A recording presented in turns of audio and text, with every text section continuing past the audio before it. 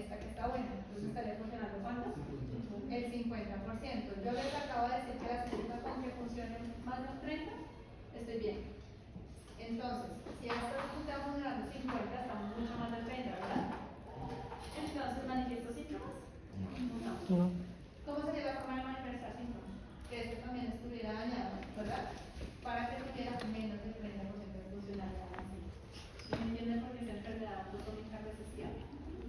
Porque necesito que los dos alelos estén comprometidos en estado de homocigosidad. Homo igual.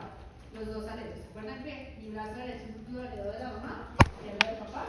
Si los dos tienen una mutación para el mismo gen, homocigoto. Si yo tengo la de la mamá o el del papá afectado, ¿qué sería? Heterocigoto. O al revés. ¿De acuerdo? Homocigosidad. Entonces, la herencia autosómica recesiva se va a manifestar en estado de homocigosidad. Si tengo un paciente que tiene una enfermedad metabólica, ¿de acuerdo? Y quiere saber cuál es el riesgo de que sus hijos tengan la enfermedad, entonces yo lo nombro así. Cuando yo digo que un paciente es R mayúscula, R minúscula, quiere decir que es ¿listo? Portador de la enfermedad. ¿Por qué portador? Porque no la manifiesta, solo la manifiesta cuando está en estado de homocigosidad, RR. Eso simplemente sería portador. ¿Está claro este término? ¿Quién va a pasar primero? ¿Quién está con perecita para que se anime por lo menos la familia? A ver, ¿a quién veo bien?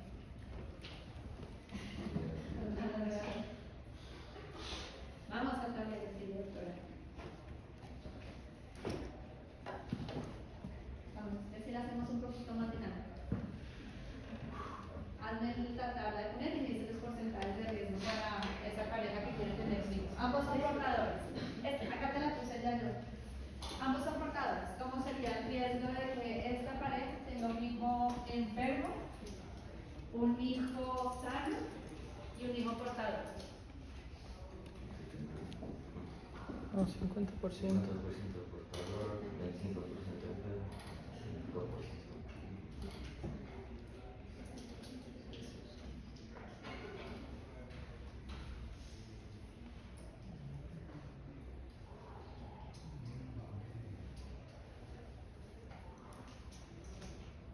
Entonces explicarles a ellos, ¿no ve? A todos sus compañeros.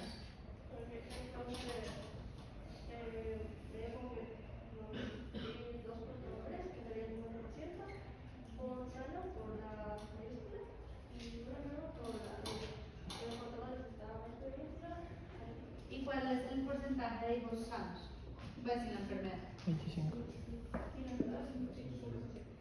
Sin la enfermedad. ¿No? En general, sí, parece que en las posiciones son estas preguntas. 75. ¿Cuáles 75. están enfermos? ¿Cuáles están 100% sanos? ¿Cuáles serían portadores? ¿Cuáles son portadores?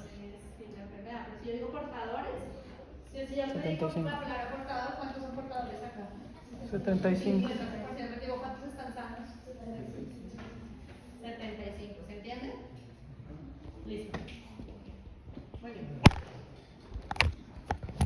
Lo que acabaron de hacer todos ustedes es la misma diapositiva de acá. Entonces vamos a mirarla. Entonces, papá y mamá, ambos son portadores de la enfermedad.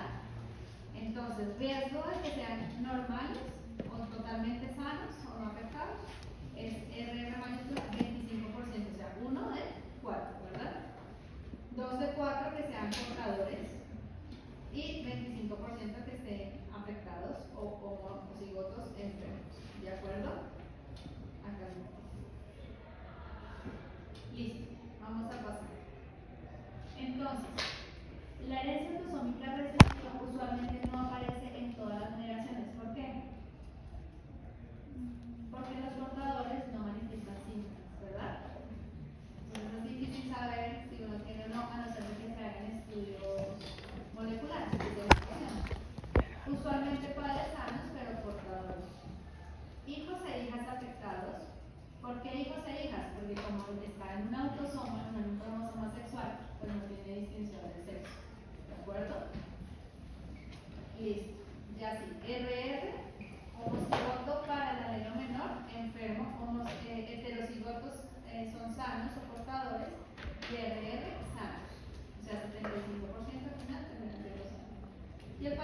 solucionado. ¿Qué significa horizontal? Que uno lo ve usualmente en una sola generación donde hay compromiso tanto de hombres como mujeres. Entonces, repasemos algo general. Las generaciones se marcan en número romano, en primera, segunda, tercera y cuarta. Acá, ¿cómo diría yo para que ustedes sepan cuál es el paciente afectado? Diría el 4-2, ¿verdad? Y el 4-4, 1, 2, 3, 4 son los que están afectados, ¿de acuerdo? ¿Y qué pasa acá? ¿Qué significan estas dos líneas? ¿Qué hay que? Consanguinidad. Consanguinidad. ¿Qué es consanguinidad? Tiene paréntesis. Si yo tengo a mi hijo tiene de madrina a mi vecina, ¿es consanguinidad? No. Eso pasa, entonces ya toca mirar un poquito más fino. O, doctora, yo soy Hernández Hernández, pero ¿y sus papás son primos o tienen consanguinidad? No, porque la mayoría de las personas no saben que es consanguinidad, entonces algunos de ustedes vayan a trabajar con los pacientes. No, entonces ¿de dónde son? No, somos de...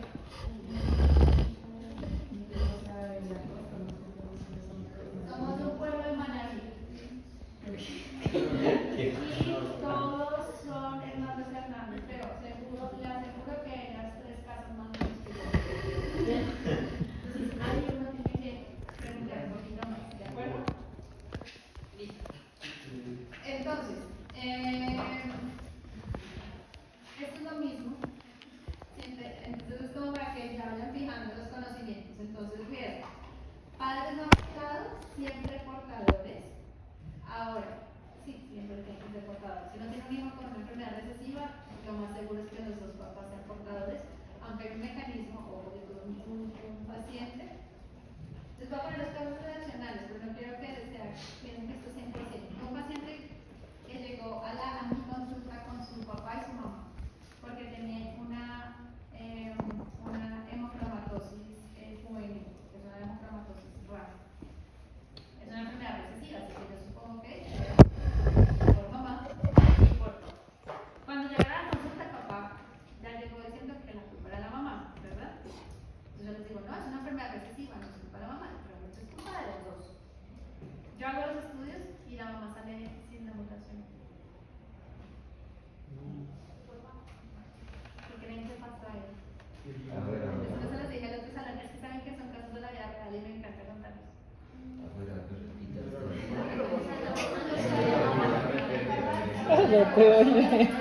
Y ojo, la mamá, que uno diga, ah, seguro no es su papá, pero la mamá, o sea, la mamá lo tiene, o sea, uno no le puede decir que, al otro que no es el hijo, como para pensar que eso es la mamá.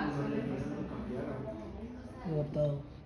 El papá no tenía el papá sí tenía la mutación, la mamá no, y el niño tenía la misma mutación en los dos. ¿Qué creen que pasa?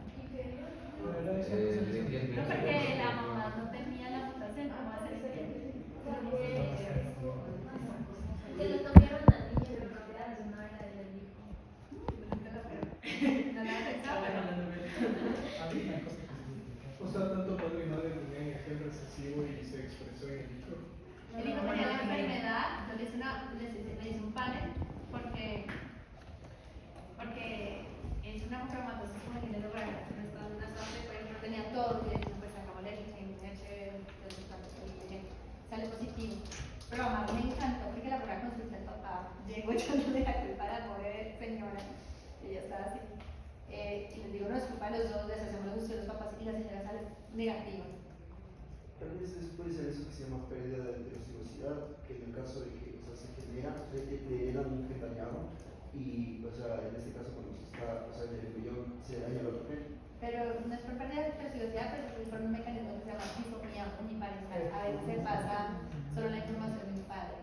Entonces, esto es un caso raro, no quiero nada, pero quiero que sepan qué pasa. También para ti, más adelante, ¿de acuerdo? Y hay un montón de casos de diseño uniparental, eso no significa que como que no es frecuente y puede pasar, ¿de acuerdo? ¿Listo? ¿Qué pasó? No, era del papá y se le hizo un estudio de disfonía uniparental para mirar y los dos alelos eran del papá, entonces le dije, señor, su culpa 100%. uno lo dice así, pero claro, sí estaba como, y la señora como,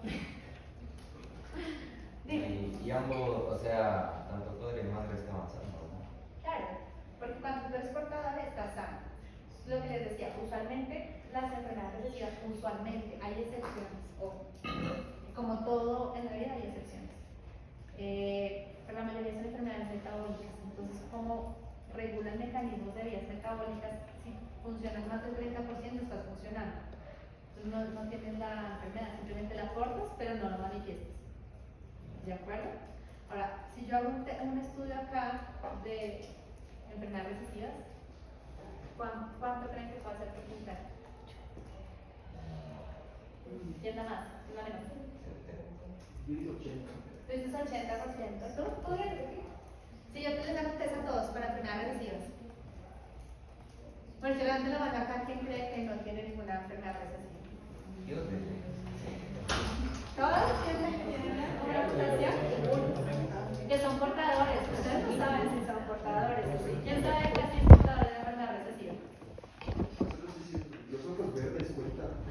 No, de enfermedades, no son rasgos. Ojos verdes.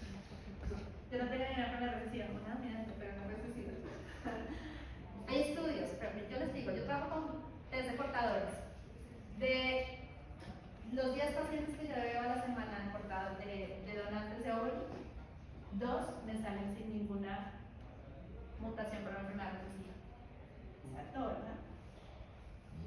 ¿Se le cae la mayoría? Lo que tú decías. Pueden tener una mutación. ¿Ustedes han pensado en eso?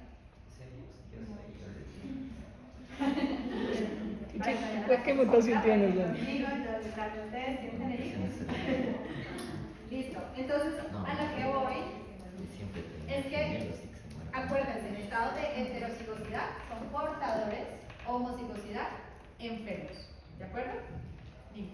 ¿Sí es necesario como que saber si uno porta una enfermedad o es solo como que es necesario cuando uno quiere tener hijos, por ejemplo? Pero en el caso de que una persona no quiere tener hijos, como que, ¿qué tan necesario es que sepa? No, o sea, si quieres tener hijos, sí. Si no, pues no, ¿para qué? Sí. Entonces, ahora yo tengo que hacerle, yo manejo un programa de donantes de óvulos de esperma, pues yo tengo que, o sea, les van a donar. Ahora, ¿por qué creen que es importante que yo sepa eso? Cuando la persona que va a recibir también puede ser, o sea, portador. Claro, entonces si yo estoy hablando, por ejemplo, de la mucomatosis, no la juvenil, sino la mucomatosis general en Colombia, de cada 30 personas, una es portadora de la mucomatosis. Es alto, ¿verdad? Para fibrosis quística, 1 de cada 25. Si tú me dices que acá son 40, si son 50, 2 ya de este salón pueden ser portadores. Dime. No sé qué tan común sea, pero bueno, he escuchado, no me pregunten por qué, pero sí he escuchado full amigas mías de que tienen, o me terminan diciendo de que tienen síndrome de ovario poliquístico y es toda la zona norte. Claro, pero el síndrome de ovario poliquístico es multifactorial. ¿De acuerdo? ¿Qué significa multifactorial? Que no solo hay factores genéticos, sino factores ambientales. ¿De acuerdo? Solo que sí da un poco de sospecha, por así decir, porque también toda la familia también tenía. Sí, claro, sí, hay factores. A ver, esto no es de la clase, pero te voy a contestar esa pregunta. ¿Listo? En genética, a mí me encanta esta sala porque me encanta que son súper preguntables y me fascinan, de verdad. Entonces, yo tengo variantes que son poco frecuentes, acá poco frecuentes y acá muy frecuentes, ¿vale? Cuando yo hablo de variantes, hablo del cambio. Antes uno decía mutación y polimorfismo, ¿de acuerdo? Pero ahora se habla de variantes, porque cuando uno hizo mutación uno piensa que la mutación es algo malvado, ¿no? Es malo. Y polimorfismo, qué bueno. No, hay polimorfismos que causan enfermedad y hay mutaciones que no son malas. Entonces ahora hablamos de variantes y así se nombra ahora variantes. Patogénicas, de significado incierto, y benignas. Patogénicas que están asociadas a nuestra enfermedad, benignas, que no están asociadas a la enfermedad, y variantes de significado incierto. No tengo ni idea si son buenas o malas y tengo que reclasificarlas en el tiempo, ¿de acuerdo?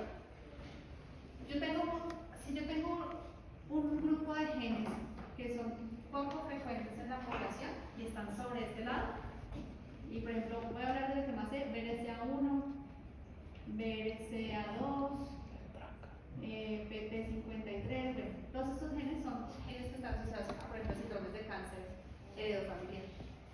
Que yo tenga una mutación específica en ellos ya no aumenta el riesgo de tener cáncer, ¿de acuerdo?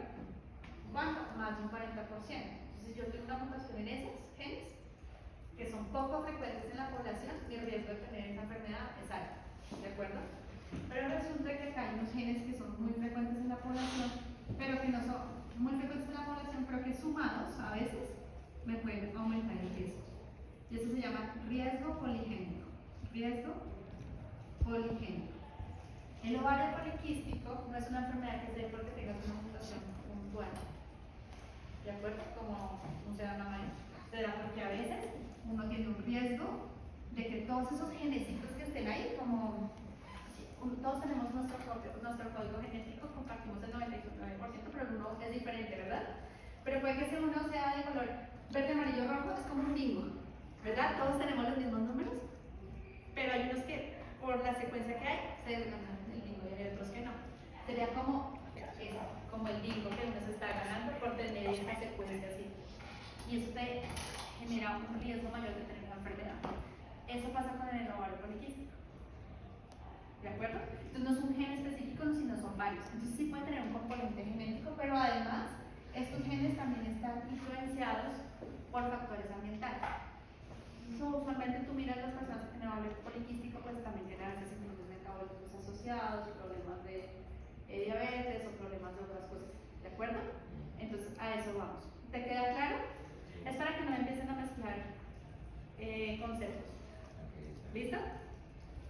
Esto no era de la clase, pero de pronto para ir resolviendo dudas. Entonces, me quedé en qué? Ya no me acuerdo. Entonces, es importante lo de la consanguinidad, ¿verdad? Sobre todo porque dijimos que si son parientes, pues hay un riesgo de que compartan genes. Y al compartir genes, más genes, pues el riesgo del 25% va a aumentar, ¿verdad? Si yo cojo a mis donantes de óvulos, y yo sé que en Colombia la macromatosis tiene una frecuencia alta, y nos deshago el estudio, el riesgo de que yo tenga una pareja que tenga macromatosis pues va a ser alto y voy a tener un riesgo mayor de que esos niños salgan con macromatosis. Por eso tengo que hacer estudios a mis donantes, ¿verdad? ¿Para qué? Para que cuando yo haga el match, así se llama match preconcepcional, yo escoja parejas que no tengan la misma enfermedad. ¿De acuerdo? Ahora, hay unas enfermedades que son altamente frecuentes, fibrosis quística, las hemoglobinopatías, les van a preguntar en el examen. Ya ahorita lo miramos. Entonces, todas esas cosas que son tan frecuentes en la población, yo tengo que decirle a la donante, ¿sabe qué? Usted no me sigue adelante, muchas gracias. Pero si es una leucodistrofia metacromática que la frecuencia es de 1 en 10.000, pues la dejo en el programa. Y simplemente miro que mi pareja no tenga lo mismo y no hay lío. ¿De acuerdo? Porque si no, imagínense lo costoso que me saldría el programa de donantes. ¿De acuerdo? No puedo descabezarlas a todas. Entonces, solo saco las que tengan que están dentro de ese listado de las 50 enfermedades más frecuentes. ¿Está claro hasta ahí? Entonces, vamos a hacer este ejercicio. ¿Padres sordos pueden tener hijos que escuchan? Sí.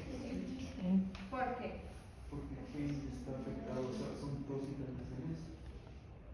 ¿Por qué qué? Son dos diferentes genes y un padre puede tener un gen. Porque son diferentes genes. Entonces, vamos a hacer el ejercicio. Lo importante es que ustedes sepan el grado de consanguinidad. El grado de consanguinidad para ustedes es, a veces es fácil, a veces no.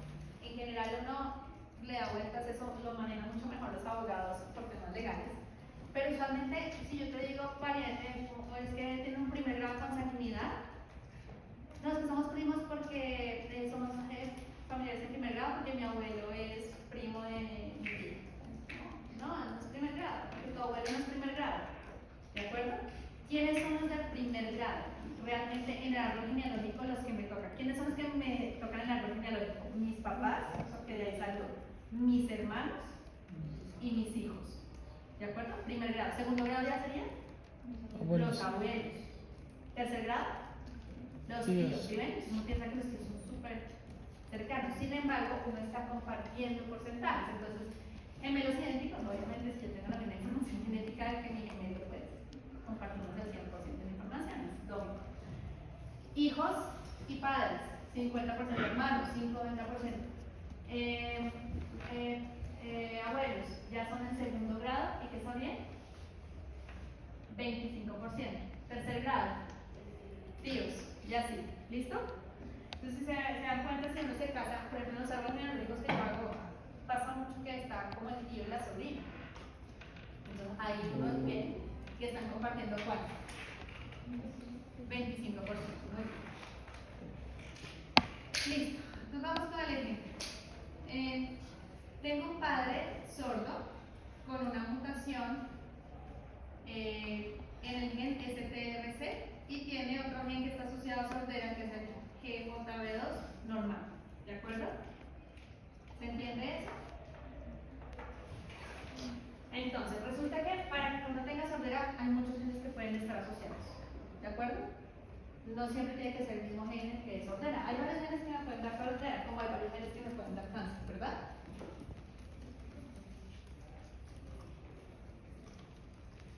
Resulta que, a ver, pongamos acá, tengo un hombre y una mujer. Ellos dos quieren saber, ambos son sordos, ¿listo? Ambos están afectados con sordera. Yo les hago un estudio genético porque ellos quieren tener hijos y resulta que este me salió con una mutación para el gen STRC, ¿no? STRC, ¿de acuerdo? ¿Se ve ahí? Y la mamá tiene una mutación en el gen GJB2. Ambos genes están asociados a sorderas autosómicas recesivas. ¿Cuál es el riesgo de que ellos tengan hijos con sordera? Entonces, si yo lo hago de manera independiente, yo sé que este paciente es, para este gen es recesivo y esta para estos genes sería RR minúscula, ¿verdad? Y este para el TJB2 sería R mayúscula, ¿verdad? Porque Sí. me están diciendo, y no podría ser R o R, ¿verdad? Pero como me lo dice el ejercicio, pues ya sé que es este, para que cuando hagan los ejercicios.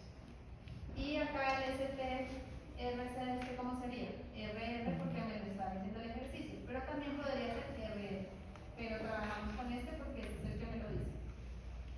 ¿Listo? Si yo hago mi tablita, yo podría decir, este niño que van a hacer acá, ¿verdad? ¿De acuerdo?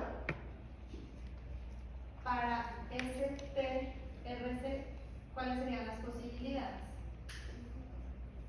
¿Quién quiere pasar? RR.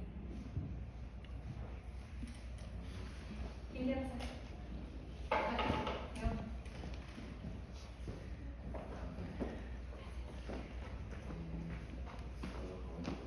Acuérdate, para STRC, haz el ejercicio, solo para STRC. ¿Cómo está el papá?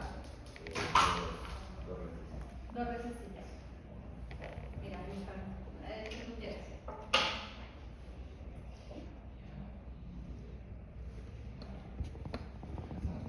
Ese es el STRC, es este. ¿Cómo está? Vale, entonces, ¿cómo serían las probabilidades?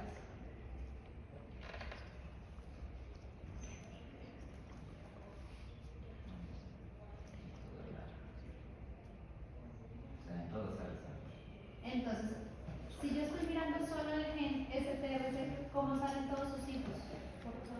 Portadores. Y acuérdense que tiene que decir portadores. Portadores sanos, ¿no? Pero son portadores. Entonces, ¿el 100% sería? Portadores. Portadores sanos.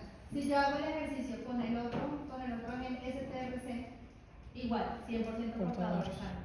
¿De acuerdo? Pero, ¿qué pasa? ¿Hasta ahí está claro? ¿Sí? Bueno, Fíjate acá. ¿Qué pasa? Acuérdense que cada uno pasa la mitad. ¿Listo? Y estamos diciendo que estos son los genes sanos. ¿Se entiende que estos son los verdes, son los sanos y estos son los enfermos? Si yo estoy diciendo que cada hijo hereda la mitad de la información del padre y la otra mitad de la madre, ¿cómo quedaría la información del hijo acá?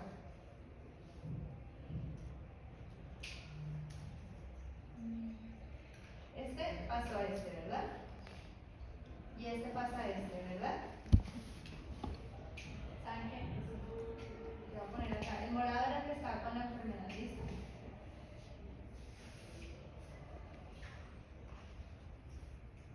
Y acá está el verde sano este. ¿Qué pasó ahí?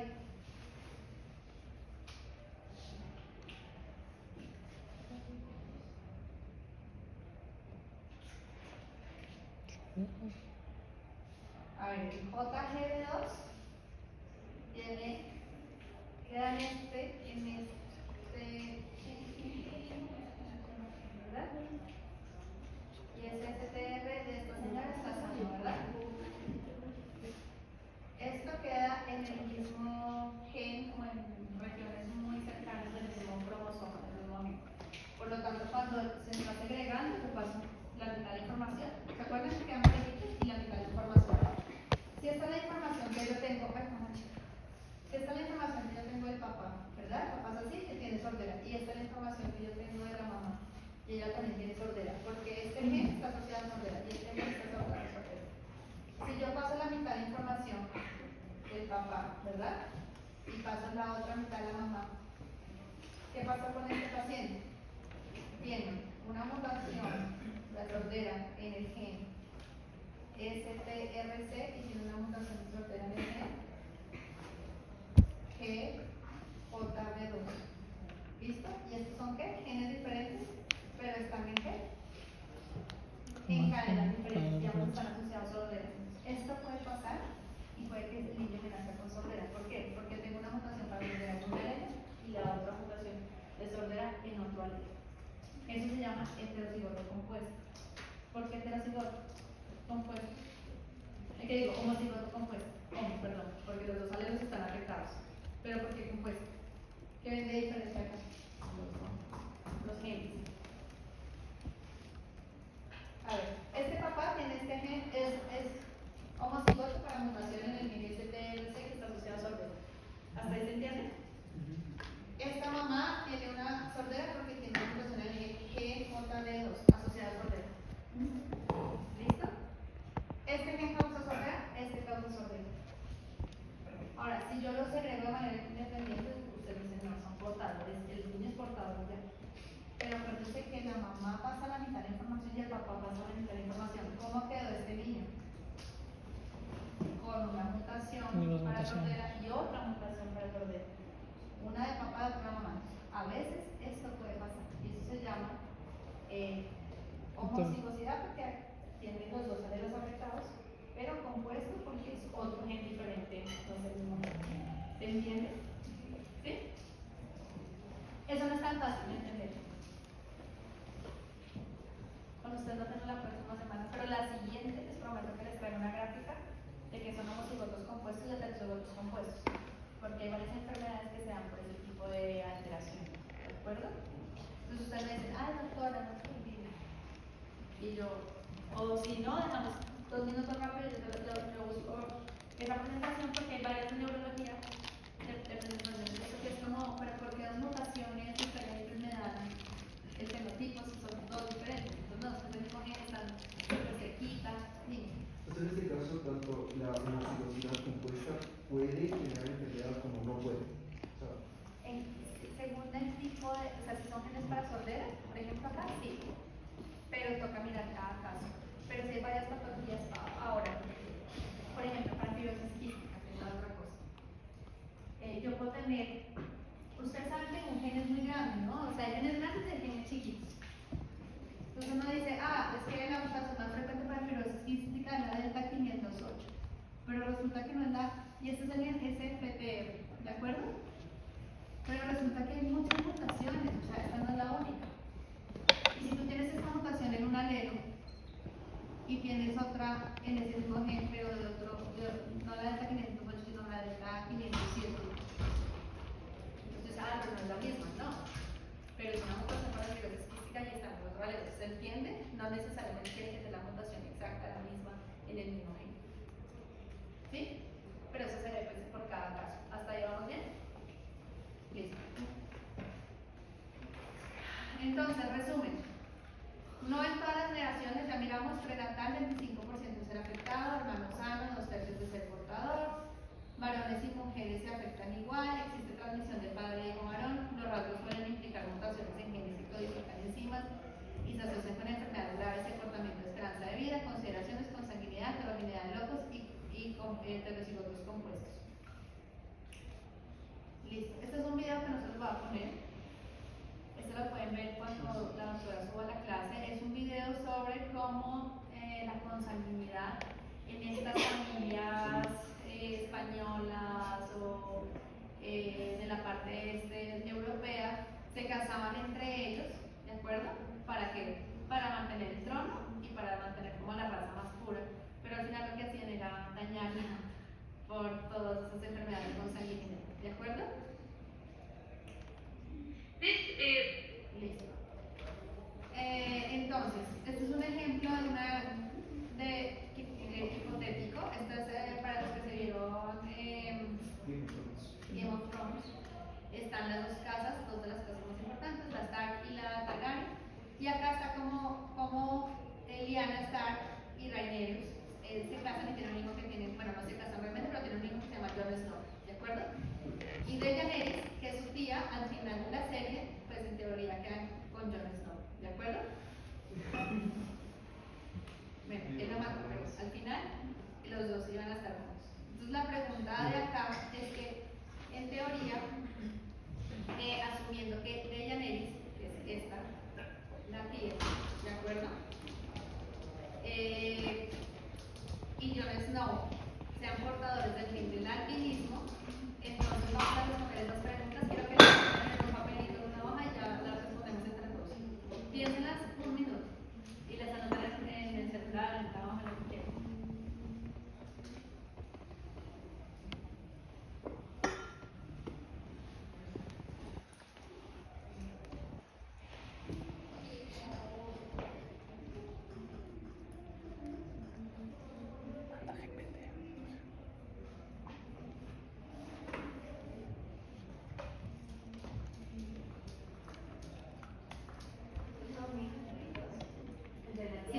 Entre Daenerys y que es la tía y el sobrino. Ellos son portadores, ojo,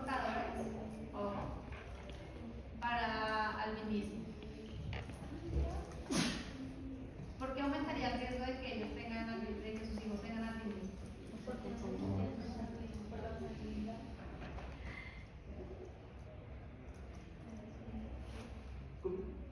Entonces vamos a resolver entre todos. ¿Ya todos tienen las respuestas? Vamos a ver. Entonces, este sería el árbol genealógico. Acuérdense en estas dos líneas de consanguinidad. Acá no sabemos si va a ser hombre o mujer, está en pregnant, y acá está la flechita de que es lo que queremos saber. Entonces, ¿por qué aumenta el riesgo de que su hijo o hija tenga albinismo? Consanguinidad, esa es la respuesta. ¿De acuerdo? ¿Se acuerdan que dijimos que ellos tenían cuántos? Si era tío y tía, un 25% más de compartir genes, entonces va a ser que el riesgo aumente. ¿De acuerdo? ¿Cuál es el riesgo de que su hijo tenga albinismo? O sea, que sea R minúscula y R minúscula, lo vimos allá. 25% o 1 en 4. ¿Cuál es la probabilidad de que su hijo no tenga albinismo? 75%. ¿Se acuerdan el ejercicio que hicimos al comienzo? Entonces, estas son las preguntas como tricky que les hacen en los exámenes y que ustedes dicen no, 50 y realmente sería 75. ¿Listo? ¿Cuál es el riesgo de que su hija tenga albinismo? 25, claro. Igual, el 25, acuérdense que estamos hablando de herencia autosómica, así que acá no le afecta al sexo.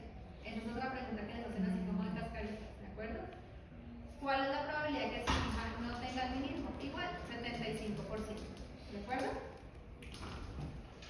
Dime. ¿Podrías después de explicar por qué aumentaron el 25% en los míos? O sea, consanguinidad, o sea, pero a los niveles de consanguinidad. No, no es que se aumente el 25%, más que hay más riesgo de que te salga dentro de ese 25% porque compartes genes. Eso mayor a 25. No, es el mismo 25, pero es diferente que tú, por ejemplo, tú te casas con una prima, hay más probabilidad que ella también tenga que ella tiene un 25% de compartir tus genes, o sea, tú ya lo sabes, es que ella también tenga esa misma enfermedad recesiva.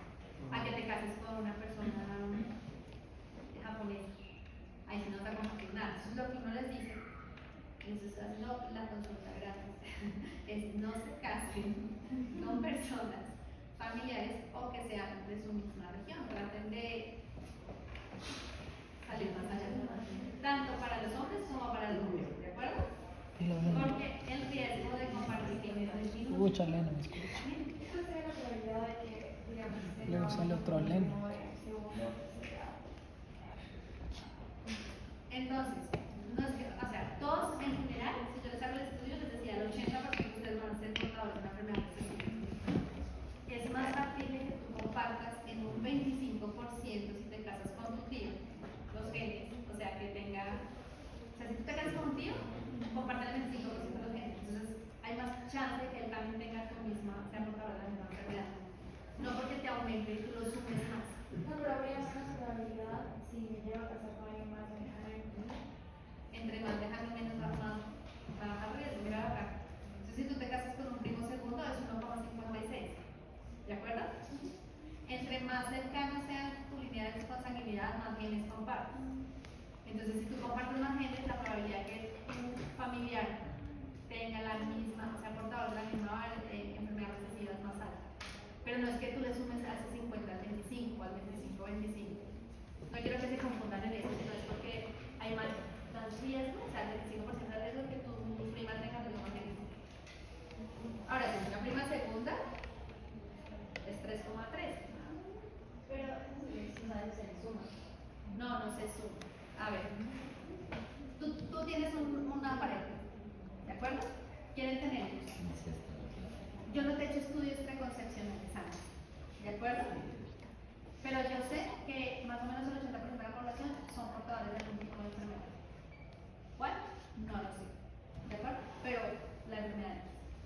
Si tú te casas con un pariente, por ejemplo, te casas con un primo segundo, entonces ustedes comparten el 3,13%. O sea que yo tendría un 3,13% de probabilidad que tenga la misma mutación para la enfermedad recesiva que tú puedes tener. Si yo me caso con un hermano, mi hermano solo comparte el 50% de genes, entonces seguramente si yo tengo una enfermedad recesiva, él tiene un 50% de riesgo de tener la misma. Pero no es que te aumente, sino es porque el cuadro pone de plata y eso es como riesgos. Si me llega mi consulta genética, parientes que son primos, yo sí o sí tengo que hacer los estudios de match preconcepcional. Uno hace esa prueba, es una prueba súper fácil, donde te hacen un match y te dicen, ¿eres compatible o no? ¿Usted es portador de tantas enfermedades recesivas o no es portador de enfermedades recesivas? Y te lo hacen y dice, el match es positivo porque estás en la portador de la enfermedad, este es del B, así que no pasa nada porque al final terminaron siendo todos como estos. Bueno, no como la que teníamos antes, heterocigotos, o sea, serían todos portadores, pero no más. ¿De acuerdo? Pero es que justo compartimos la misma patología. El riesgo es del 25%. ¿Se entiende? ¿Sí? ¿Seguro? ¿En dónde íbamos? Listo. ¿Cuál es la...? Estamos resolviendo, ¿no? ¿Cuál es el riesgo de que su hijo o hija sea portador? Cuando les dicen portador, entonces ustedes ya saben que es heterocigoto, entonces sería 50%. ¿Y cuál es la probabilidad de que su hijo tenga ambos alelos normales? 25, ¿sabes? 25%. Entonces sean muy cuidadosos cuando leen las preguntas que les hacen porque sí se podrían equivocar respecto a eso. Ejemplos de enfermedades recesivas, oigan, son un montón, la mayoría son metabólicas, a mí me parece un ladrillazo, pero resulta que la doctora Vanessa es súper buena en esto. Si yo quisiera tener muy buenas notas, le haría énfasis ¿De acuerdo? Ya saben que la mayoría Está son la simpáticas. Vamos a mirar cuáles nos alcanzamos a ver. Seguramente no alcanzamos a ver todas porque son un montón. Pero en general, ¿cuáles preguntan? Ojo, les digo. Fibrosis quística, en general, la preguntan siempre. ¿De acuerdo? Las esfingolipidosis, pueden revisarlas. Psicocelamia, usualmente. Wilson, ¿de acuerdo? De la metabólica experiencia económica. Se les estoy diciendo porque estos exámenes ustedes los sacan de los estudios del Reino Unido, de los libros, total. Y esas son las que preguntan. Porque son las que tienen manejo o por frecuencia. Entonces, esas, ahí, hagan su tablita después de nos quedan 2 minutos, ¿no? ¿Tengo tiempo? ¿Me avisan? Entonces, paciente de 24 años, hombre que tiene una historia larga de infecciones respiratorias. Él y su esposa tienen problemas de fertilidad. Se hace un estudio de análisis de semen y él tiene una asospermia obstructiva. ¿Qué pasa? ¿Cuál es el diagnóstico que creen?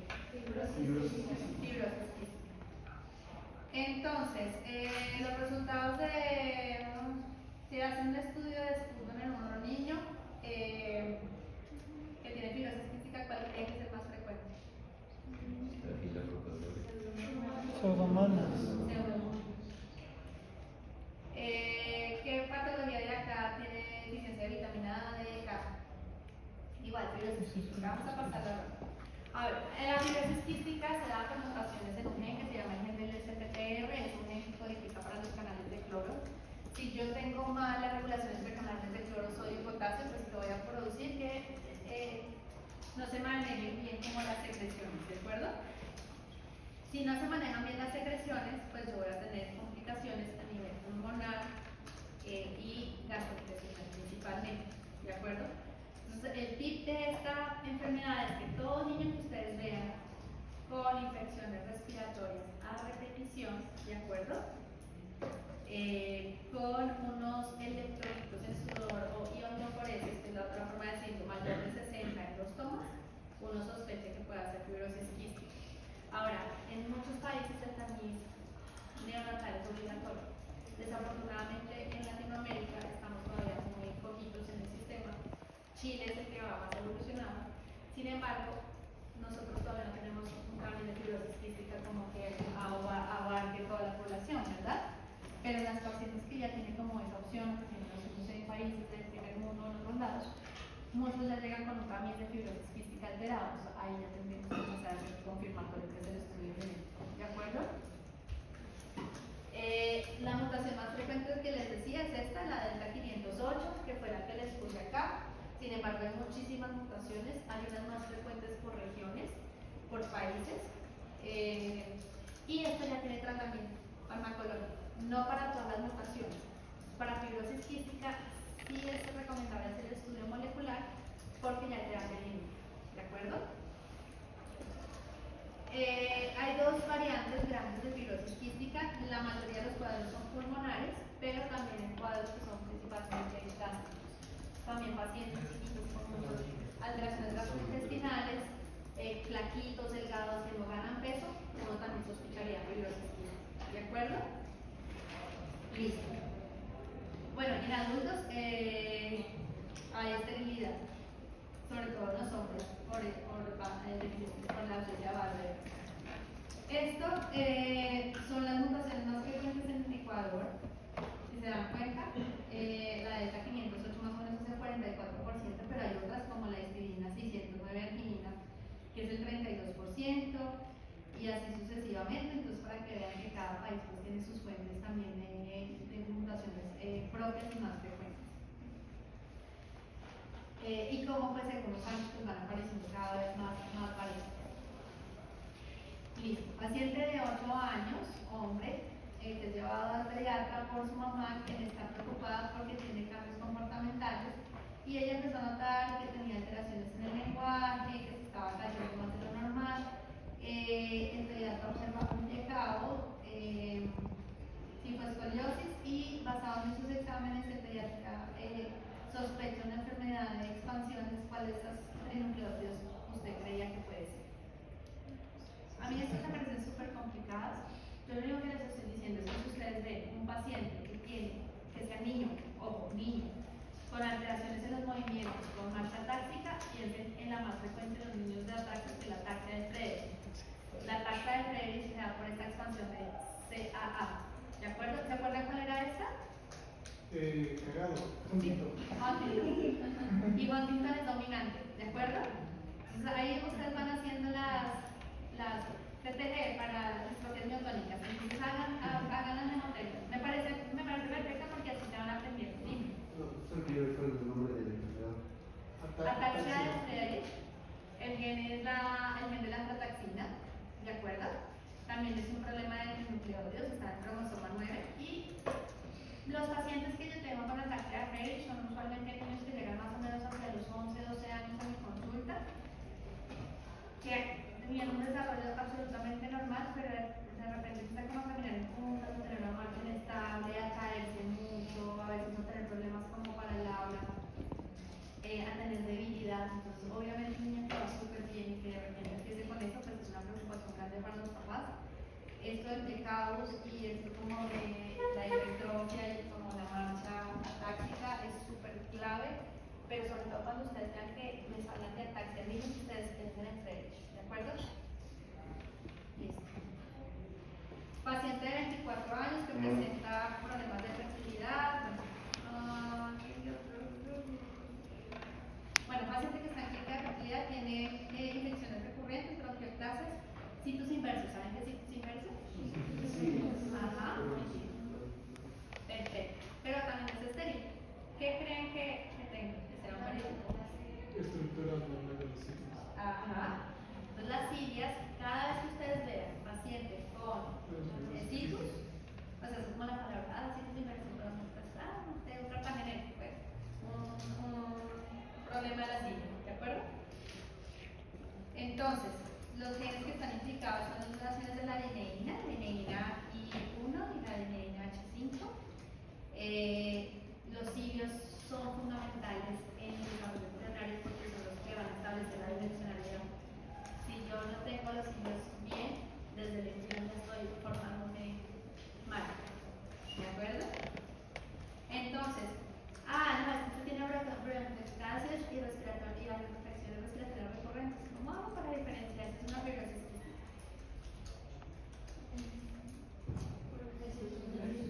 El citus es Porcentaje de un citus. ¿de acuerdo? Y lo otro es que se les hablan de iontoforesis o electrolitos en sudor.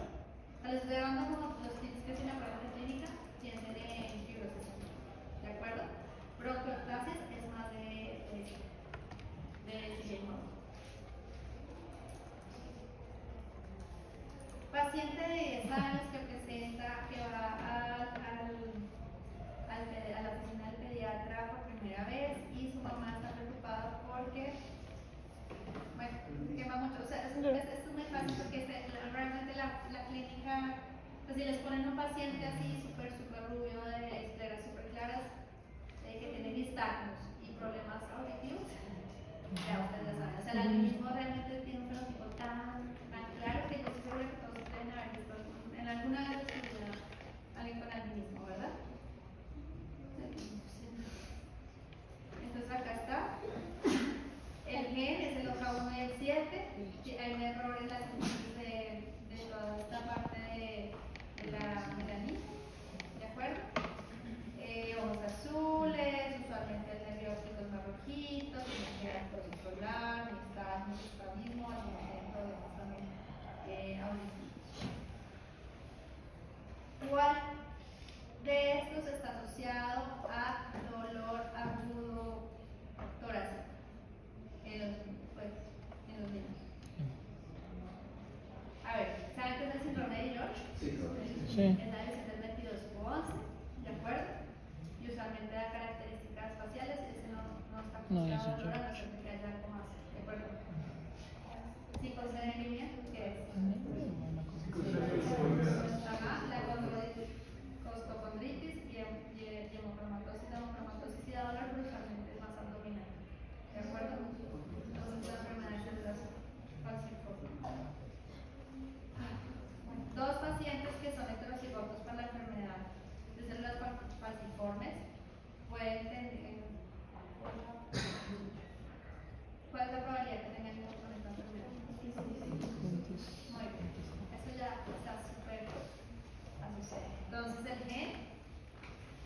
está en la gen de la cadena de la hemoglobina, ¿de acuerdo? Hay un cambio en la glutamina por una valina en la posición 6. El cromosoma es el cromosoma 11. Los homocigotos pueden tener alteraciones sistémicas más fuertes. Hay varios que pueden ser heterocigotos. Bueno, esta es una de las enfermedades que yo, si las donantes la tienen, me toca descartar porque es frecuente en la población, sobre todo en algunas regiones. ¿De acuerdo?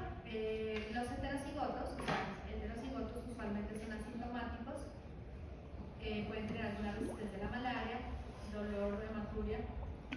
A ver, mientras estos pacientes estén a nivel del mar, cuando son heterocigotos, sin líquido. Pero a veces cuando van a regiones muy altas sí pueden tener algunos síntomas. Entonces, a pesar de que es recesiva, a veces sí pueden haber síntomas. ¿De acuerdo? ¿Quién me provoca estos episodios de dolor? Las infecciones, la vasoconstricción, principal, acidosis, hipoxia, deshidratación. Los pacientes que no tienen que darle como recomendaciones y usualmente se van a dejar a regiones altas como Quito, Rimito, Bolivia, pues que tengan más cuidado, sobre todo si son heterocigotos, homocigotos, pues se les da el tratamiento desde antes. Usualmente cuando son homocigotos, pues incluso llegan hasta estrenamiento. Estas son todas las características que se pueden ver de las cuando hay crisis oclusivas. Esta es la forma de los glóbulos rojos normales, es cuando está alterado. Entonces, por supuesto, el tiempo de vida es menor. La hemocromatosis involucra cuál de los siguientes minerales. Hierro. El hierro. El gen es el HFE. Es súper frecuente, no se imaginan. Yo creo que las personas no tienen mucho. Y resulta en un problema de irregulación del hierro, pero sobre todo esto usualmente no se ve en niños, se ve en adultos, porque como está defecto desde la niñez, como que se empieza a acumular el hierro en el hígado o en regiones que no debería y me causa estas sintomatologías. Entonces, ¿qué me causa? Se acumula el hierro en el hígado como muy crónico, entonces cirrosis, síndrome de malabsorción, puede haber amenorrea, disminución del líbido, artritis, al examen físico pueden también tener problemas metabólicos como diabetes o hiperpigmentación de la piel, pero esto ya se ve en casos muy avanzados, ¿de acuerdo? Usualmente lo que uno ve, no porque me llegan a mí los pacientes de sospecha, se los digo de la parte que yo veo, no como la del libro, y es que a mí la mayoría de los pacientes me llegan porque tienen hiperproteinas altas, arriba de 300 o arriba de 500, ¿de acuerdo? Hay tres mutaciones muy frecuentes en la población. Cuando los pacientes tienen hiperproteinas altas que no bajan con tratamiento, piensan que es una hemocromatosis. Y ese es uno de los principales también motivos de mi consulta.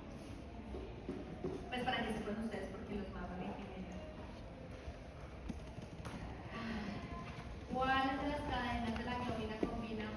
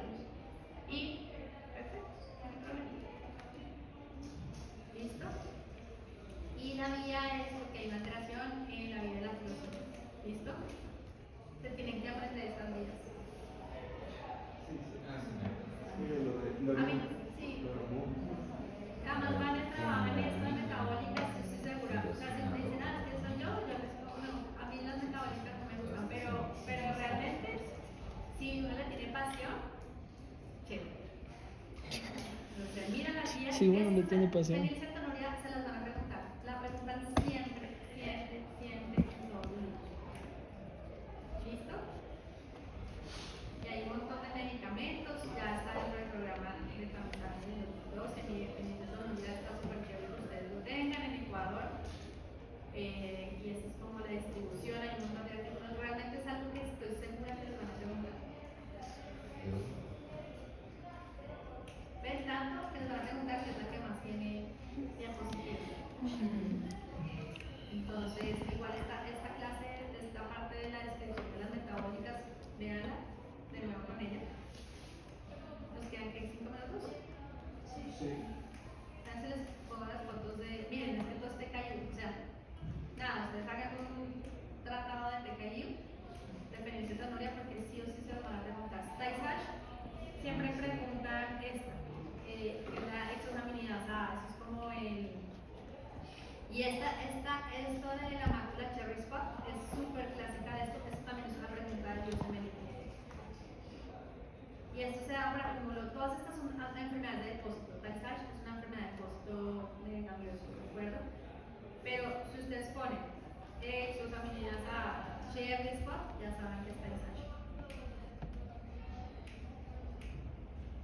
Enfermedad de Pompe, no sé, no creo que se les pregunte, pero es también es una enfermedad de depósito, pero es más neurológica, eso lo veo más cuando uno trabaja con neurólogos, ¿de acuerdo? Yo sí he visto muchos Pompe, pero porque realmente tiene tratamiento de reemplazo enzimático, entonces cuando un laboratorio tiene una enzima nueva, uno aprende sí o sí esa enfermedad, porque es a lo que más le invitan a una charla. Entonces, vean Pompe, las enfermedades del glicógeno son muchísimas. Acá, miren, acá solo hay 6, pero llevamos como la 3. Aprendanse como lo más importante de cada uno. Ni siquiera sé si los vayan a ver. Bonquier, Pompe, Cori, Macardo. Horler es una mucopolisacaridosis. Hay varios tipos de mucopolisacaridosis, hay más o menos 7 u 8 tipos. La tipo 2, si no estoy mal, es la dominante, el resto sí son recesivos, ¿de acuerdo? Y según el tipo, pues van a haber alteraciones. Horler, recesiva, Hunter es ligada a leche. Entonces, eso es como las tantas. De estas, por ejemplo, para enfermedad policística renal, ya saben que es dominante y recesiva, ¿no? Para la mucopolisacaridosis, aprendan si cuáles son las recesivas, cuál es la ligada a leche. ¿De acuerdo? Si ustedes aprendan las excepciones, es más fácil. Esfingolipidosis. Es que son Rocher. Rocher también alteraciones a nivel de médula y a nivel óseo. Entonces, es un tema que si van a ser ortopedistas o hematólogos, sí o sí van a ver. Newman Peak, no creo que vean, pero ya llegamos a la ligada de X. Entonces, ahí ya tienen las patologías que tienen que repasar. ¿Vale? Repasen con calma preguntas o dudas. Iba a ser que también va a estar la prueba, ¿no? Una duda, la enfermedad de Tay-Sachs no entra en las esfingolipidosis. Porque